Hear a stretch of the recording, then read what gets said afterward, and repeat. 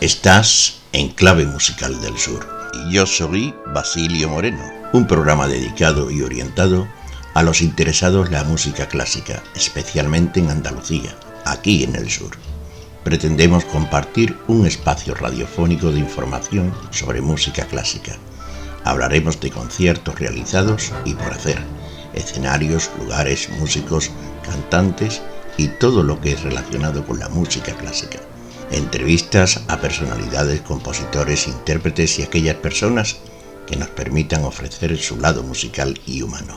Te ofrecemos la agenda semanal de conciertos en Andalucía con la mayor información posible sobre ellos.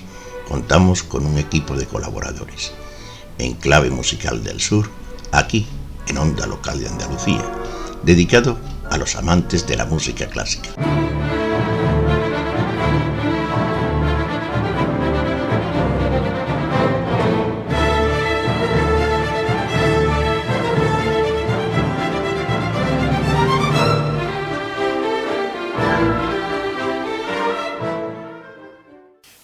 Bienvenidos a un nuevo programa de Enclave Musical del Sur. En el episodio de hoy lo tendremos centrado en simular el concierto realizado por la Orquesta Barroca de Sevilla y Juan de la Rubia, titulado El Rey de los Instrumentos, el órgano. Además, vamos a emitir una entrevista que realiza Ventura Rico a Juan de la Rubia, organista de la Sagrada Familia de Barcelona. Nos alegramos mucho de que ya nos pueda ofrecer su agenda de concierto nuestro colaborador Antonio Fernández, señal de que ya se encuentra mejor.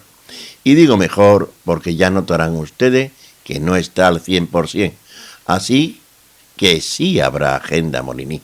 Empezamos con ella. Hola, muy buenas, querido Basilio y amigos. Tenemos una semana bastante interesante con un total de 58 citas. Comenzamos. En el Turina tenemos una cita grande con la Ritirrata, el grupo que dirige José Chu Obregón, con un programa titulado Idile en Music, con los cantantes Lucía Caigüela, mezzosoprano, que interpretará la música, Aurora Peña, soprano, la poesía y la paz, Diego Blázquez, tenor, la pintura, Gabriel Díaz, contratenor, la arquitectura, y Ferran Galbrich, barítono, la discordia y un guerrero. En el programa, dos joyas del barroco francés, la suite del burgués gentilhombre de Lully y de Sartre Florissant de Charpentier. Un verdadero programón. En el Maestranza tendremos una ópera de cámara, María Estuardo, de Martin Hesseny, con dirección de José Luis Arellano García y dirección musical de Alberto Granados. Es una producción de la Fundación Teatro Joven. Más citas en el Turina. Muy interesante también la del miércoles con el ciclo Drama por Música, con Mark Milhofer, tenor, y Manuel Navarro, piano. Un programa titulado He Who Lovers Beauty, con Rafael Villalobos en el espacio escénico, dramaturgia y dirección, y obras de Dowland, Parcel, Handel, Britten y los Beatles. Es un programa que gira alrededor de la vida de Benjamin Britten. El sábado, en el 16º Festival Seire Ensemble de Música Contemporánea, estará Seire Ensemble más Desequilibre, con obras de Vela, Siget Bari y Márquez. Y el domingo tendremos un dúo muy interesante con el extraordinario y joven violinista Javier Comesaña, junto con Enrique La Paz al piano, con obras de Falla, Stravinsky, Poulenc y Ravel. Por otro lado, en el Labradores tendremos a Luis Lozano Querella, clarinete, y Alejandro Alvarado Páez al piano, ganadores del concurso RPA. Seguimos. Tendremos a la Royal Concert Orchestra en el Cartuja Center, citas habituales perdón, de Totem Ensemble, la banda Las Cigarreras con La Otra Mejilla en el Santo Ángel, danza en el Central, espectáculos para familia, cabe destacar Papa Lleno Ansía, un divertido recorrido por las óperas de Mozart en Caixa Forum, en Cartuja Center a nuestra sinfónica con una compañía de títeres, con el Romeo y Julieta de Prokofiev. Dentro de jazz, pues cabe destacar, aparte de las habituales citas de Hace Jazz a Padilla Siblings, y bueno, también a Mingo Balaguer y Kid Carlos, etcétera. Bueno, también señalar a Miguel Campelo con sus 25 años en Cartuja Center y dos espectáculos en Fibes, uno sobre Queen y otro sobre Michael Jackson. Esto es todo. Que disfrutéis de la semana y de la buena música. Muchas gracias. Nos vemos en alguna cita. Gracias, Antonio. Y te deseamos que sigas mejorando. Vamos a oír, siguiendo el programa, a Händel, concierto grosso número 6 en D mayor, interpretado por la Academia de San Martín del Campo, pero dicho en inglés.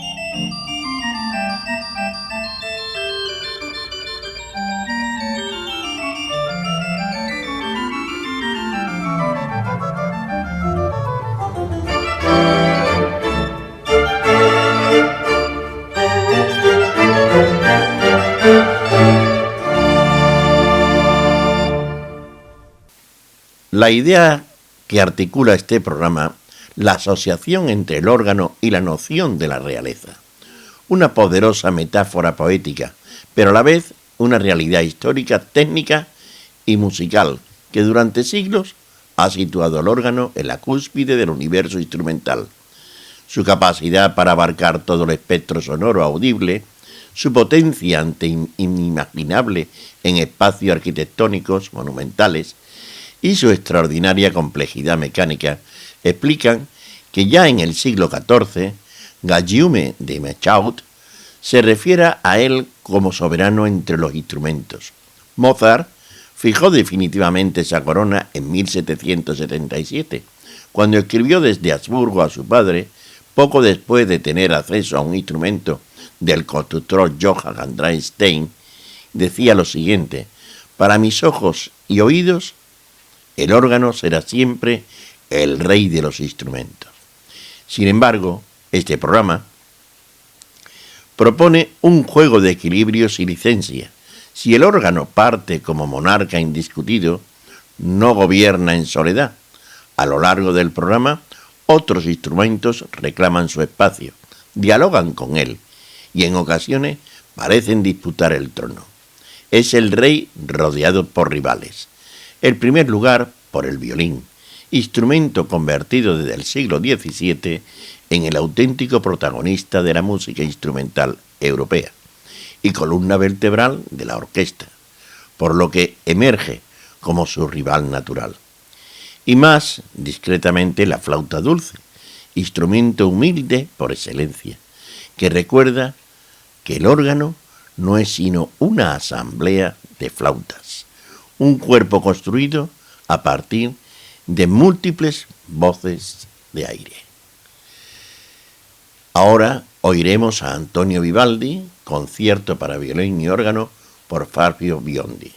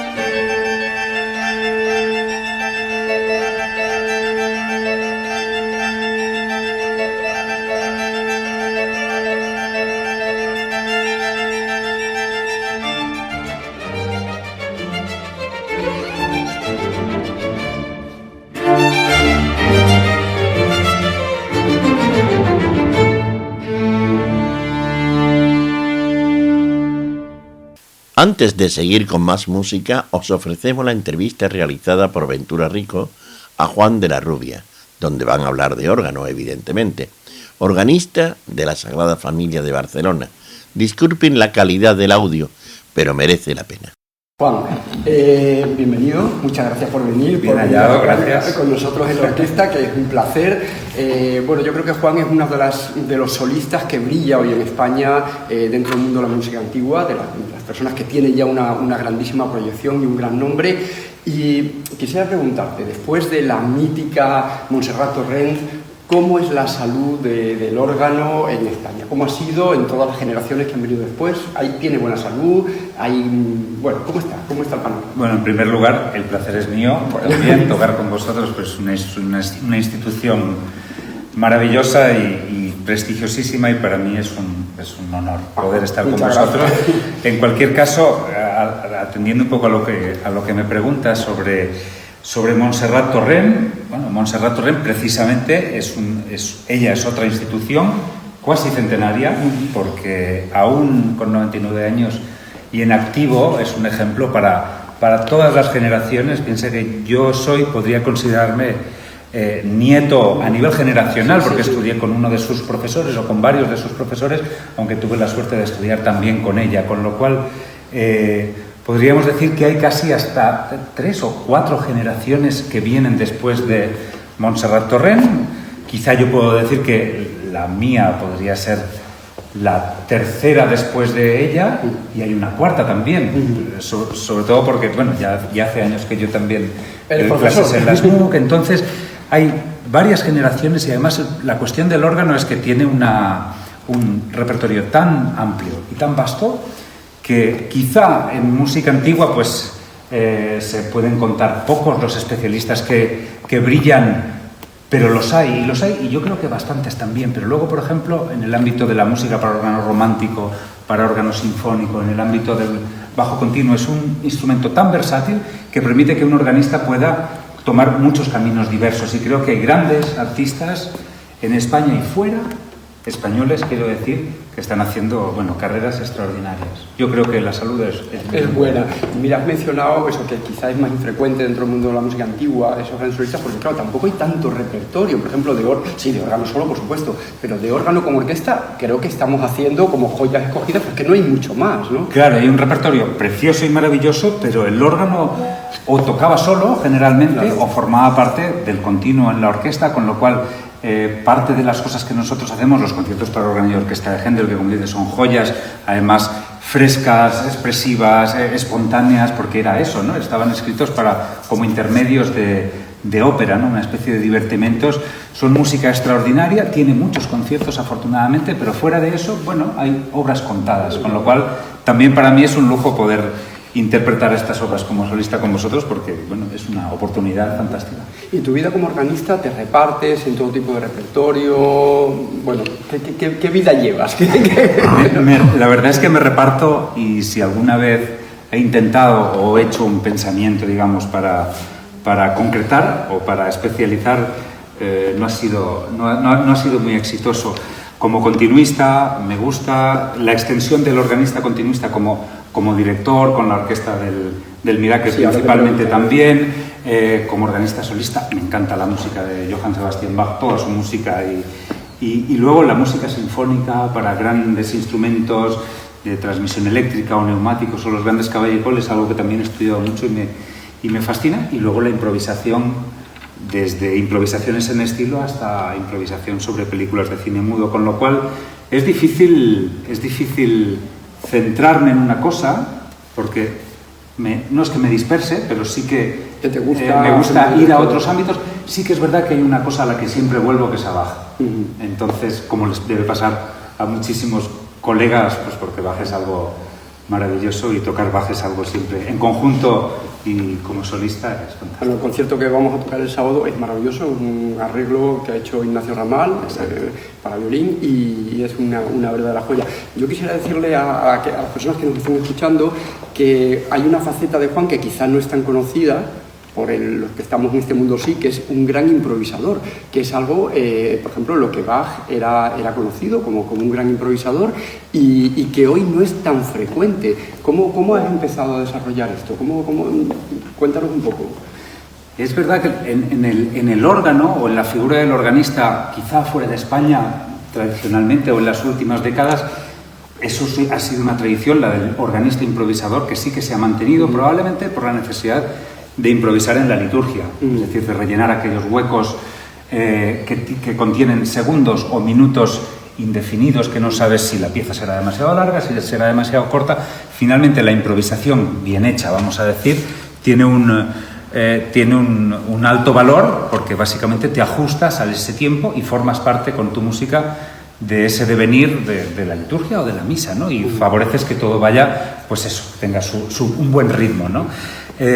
Yo es algo que siempre me había gustado, siempre que había visto vídeos, había escuchado hablar de grandes improvisadores, me fascinaba y afortunadamente, bueno, pude trabajarlo como alumno de la SMUC en el ámbito más pianístico, pero bueno, fue una introducción porque al final de lo que se trata es de dominar un lenguaje, el lenguaje tonal, el lenguaje modal, luego ya dentro del lenguaje tonal ciertos estilos, y pude trabajarlo allí y pude especializarme luego o aprender un poquito más en Alemania. Entonces es algo que, bueno, que recomiendo siempre también como formación de todo músico, puesto que la interpretación tiene un valor muy, bueno, completamente importantísimo, podemos decirlo, y la improvisación es un complemento fantástico para el músico que ayuda también a tener esa espontaneidad. Juan, has mencionado tu papel como director de la Orquesta del Miracle, que es una orquesta que lleva, bueno, relativamente poco tiempo. ¿Por qué hacer una orquesta? ¿Por qué empezar una orquesta? Te lo pregunto yo, aunque no me he contestado todavía a mí mismo. La misma pregunta. Pues probablemente principalmente por pasión, imagino, ¿no? Porque hay mucho repertorio maravilloso sobre todo de música antigua o no tan antigua, ¿no? Que uno a lo mejor sí que es verdad que en mi caso, como extensión un poco del órgano como instrumento orquestal, igual este instrumento no, porque es un poco pequeñito, pero otros órganos se consideran un poco el instrumento orquesta, ¿no? Entonces para mí al menos como evolución natural de organista es algo que siempre me ha llamado mucho la atención, si bien sea una orquesta o un pequeño conjunto, es igual, ¿no? Y por otro lado, bueno, ¿por qué crear una orquesta? Precisamente por eso, ¿no? Por ser capaces de conjuntar un equipo de músicos, de buenas personas, buenos instrumentistas, buenos músicos, poder hacer música juntos. La vida del organista es también una vida solitaria, solitaria, lejana y un poco, iba a decir altiva, ¿no? Pero allá arriba estamos, ¿no? Normalmente. Y la verdad es que, como decía, que es difícil para mí centrarme en una sola cosa, siempre me ha llamado mucho la atención. La Orquesta del Miracle se llama así porque nacemos en un santuario en el centro de Cataluña que se llama Santuario del Miracle, con unos espacios como muy adecuados, con una casa de espiritualidad donde podemos tener también nuestros encuentros de la orquesta por semanas, con un festival y una fundación que se llama Espurnes Barroques que nos impulsa en nuestro nacimiento y con un futuro que ojalá pueda tener un cierto recorrido, el recorrido que le podamos dar y que seamos capaces con ilusión, ¿no? y con humildad, ¿no? de construir. Ojalá, juntos. Porque yo pienso sabe, que el día que hubiera en España 20 orquestas barrocas nos iría mucho mejor a todos. O sea, no creo que, creo que eso sería síntoma de que hay una demanda, de que se mueven, de que los músicos tienen trabajo, de que se puede vivir de músico freelance y no necesariamente como profesor de conservatorio o como en una orquesta sinfónica, y eso sería, pues, denotaría una buena salud de nuestro entorno musical.